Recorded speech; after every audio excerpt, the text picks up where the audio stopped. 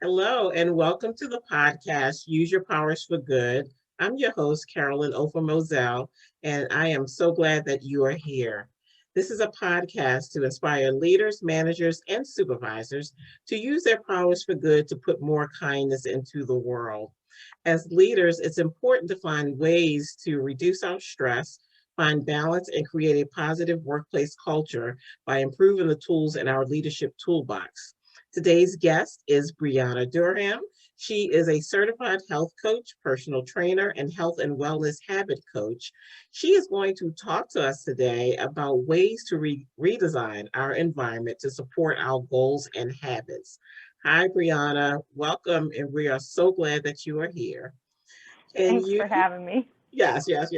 Can you tell us about your coaching and your work around creating habits to support our goals and how you've used that with your clients? Yeah, so basically, habits are the building blocks of our lives. So I work with people to plan habits that support their goals.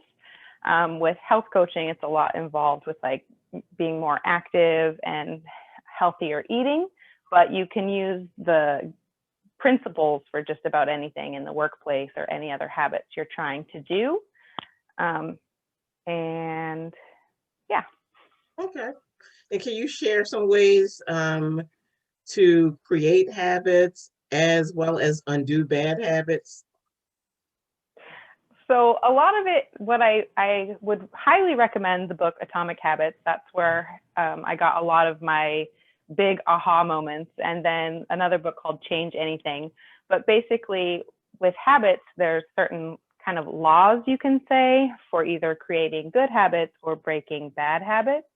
And for creating the good habits, you want to make it obvious, you want to make it attractive, you want to make it easy, and you want to make it satisfying. So then you're more likely to do it. So some things to make them obvious would be there's something called an implementation intention. So you want to be very specific. After I do this, I will do that, and be very intentional. And that's the other thing, is just being very aware and intentional about what you're doing. To make it attractive, there's something called temptation bundling, where you would pair something you don't want to do with something you do want to do. So then you're more likely to do it. Or habit stacking, where you pair it with something you already do. Mhm. Um, and as far as making it easy, you want to reduce the friction to the habit. So if you're trying to eat healthier, you would want to keep the things you don't want to eat out of, out of reach, out of the way, or out completely. And the things you do want to eat is what you would have around. And then the opposite of that for breaking habits, you want to make it invisible, you want to make it unsatisfying, difficult, and unattractive. And a couple of things on that was you can have an accountability partner, or you can create a contract with somebody and make it like kind of public and painful if you don't do what you say you're going to do. And for some people, that can be very motivating. It's not for everybody because everybody's different. So with working with my clients, we kind of, make a plan. And then if you need to pivot or change the plan, because you're kind of being the subject and the scientist in your own life, figuring out what works, what doesn't work. And then there's different sources of influence. So you want to get as many involved as possible. Like there's the social, there's the individual motivation, there's your structure. So that would be like using goal trackers and habit trackers and setting things in place. So, So no, this is great. So what seems to be like the most popular way that or most popular method that people use? for Oh, for like breaking or for, well, let's do both, like for creating habits. Because I know I took a session you had a little bit ago, and I think the favorite one that I took away from that was the habit stacking. So I was mm-hmm. curious as to what, among your clients is generally the most popular for creating a habit. So as far as creating, it's making it easy and obvious. Mhm. So like putting those cues in your environment for whatever it is you want to do, like people are very receptive and responsive to their environment. Mhm. So if you want it to be a big part of your life, it should be a big part of your your surroundings, right? So for being active, you would have out your shoes and, have a jump rope there, or, bring your bag with you to work when you go, so that you go straight to the gym after work. So you want to make it as easy and thoughtless as possible. So kind of pre-plan before and just make it routine. And that's kind of the other thing, is making it so it's autopilot, getting those good routines going. So you don't have to think about it. You just do it. And then another really popular one that's helpful for a lot of people, I know it has been for me, is the habit tracking. So I printed out a little visual that I put up, and then I could track it, so you don't break the chain, or if you do, it's don't miss more than twice. So that can be very motivating, rewarding as a visual reminder, like, oh, look how good I'm doing, or look how I'm improving, or whatever like that. As far as breaking habits, a lot of that is getting other people involved is very helpful, having that accountability. So a lot of times when people hire me, is for accountability and motivation. And then just making it more difficult to do whatever it is you don't want to do, by either managing distance or creating barriers, or things like that. Yeah, I know that I was thinking about when you talked about like the list, and I think sometimes one of the biggest things is like changing your mindset to even, I could see myself like making the list and then, just, being showing myself compassion because I've missed stuff and then just like keep missing stuff. And so now I'm not breaking anything. So that's where the accountability relationship comes in. I think that, I think I do better that way, versus the list and being on my own. So I think it's a lot to be said. Yeah. So you have to kind of like understand yourself first and admit to some things. Be truthful to yourself. Yes. That's true. But it is good to have that kind of mindset, that not to be too hard on yourself, because the guilt and shame is draining emotions anyways.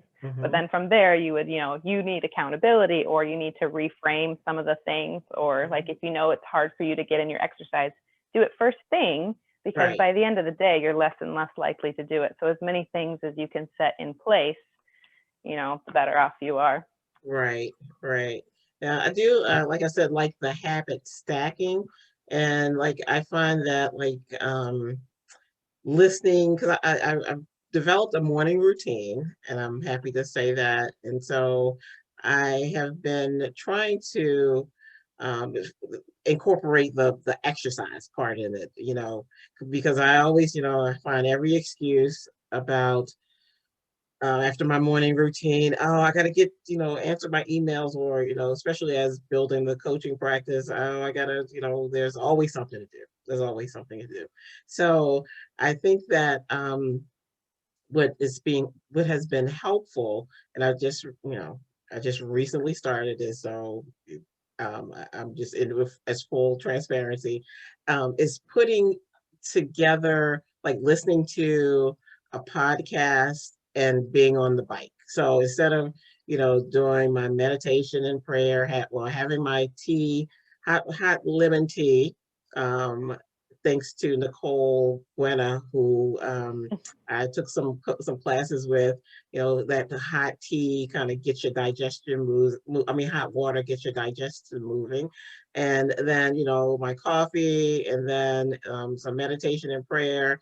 And then I usually listen to like some inspirational podcasts. And so then after that, I'm like, oh, it's time to go to work.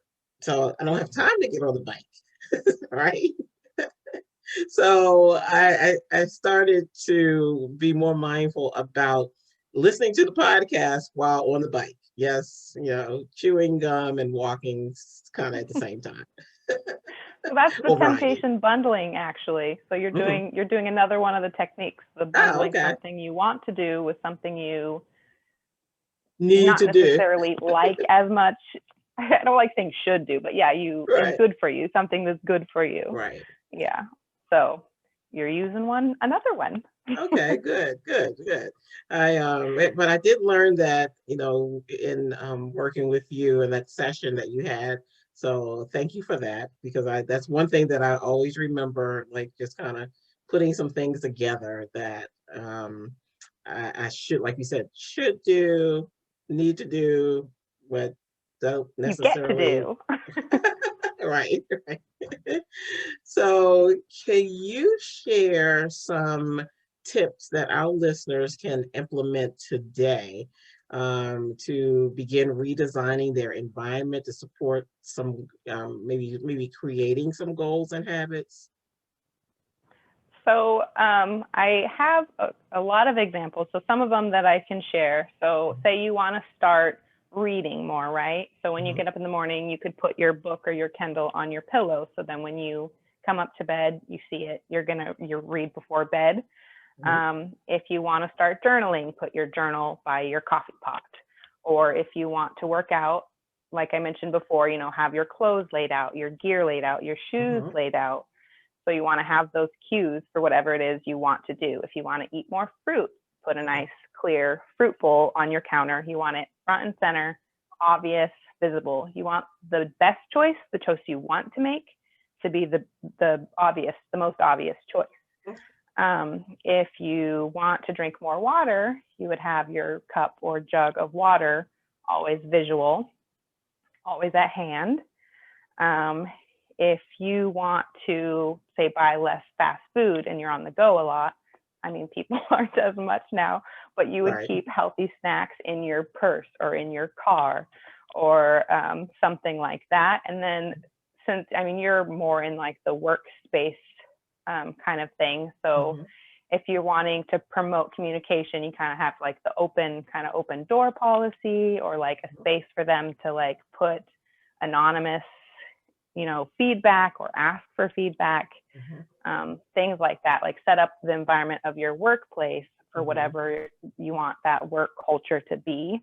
mhm. Um, No, that's great, especially the work culture piece. I know that when I was in the office and had a 9 to 5, I would, have signs on my door. Like sometimes, sometimes I just had to close the door to read and concentrate. But I had the system where I said, if my door out, I have an open door, had an open door policy. But if my door was all the way open, then you can just come in. But if it was closed but not fully closed, that means that I am reading or trying to get something done. But if it's something that is an emergency or urgent or important, then you can interrupt me. And then when the door was fully closed, that meant that I was probably in a meeting of some sort and couldn't be interrupted at the time. So just send me an email or a text.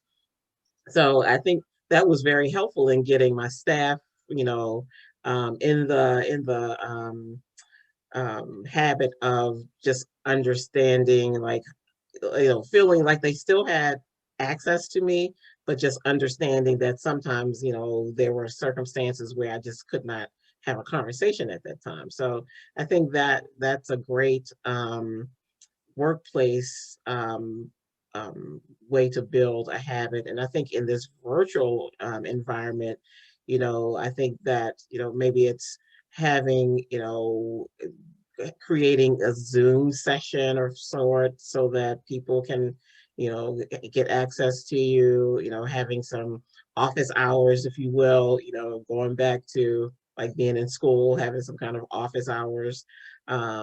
So I think that is like helpful in creating some consistency and making sure that you're accessible and your team feels like that they can have access and talk to you when they need to. So no, thank you for that. That was really a good one. And I also the water, when you mentioned water, I was like, oh, some kind of way my water bottle always ends up in the other room without me. And so before I know it, half the day is over and I haven't, and I'm really bad at like drinking water. And it runs in my family actually, but I'm really bad at drinking water. And so I really like have considered maybe like putting a bunch of water bottles in my office, perhaps.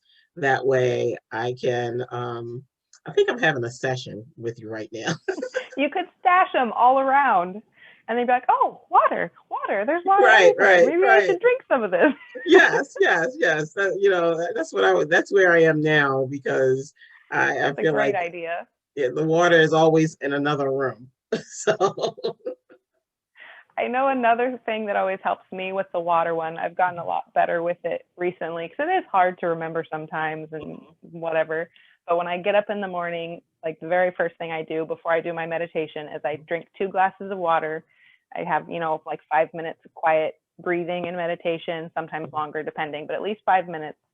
And then I start my coffee. So like while I'm getting my water, I get my cup of water for my coffee, but I wait to start it. So it's just like mhm. kind of the routine. You get those 2 glasses in, kind of like you were saying too with the water in the morning, because it kind of, you've been however many hours without anything, and just to kind of Mhm. get everything woken up or Yeah. whatever.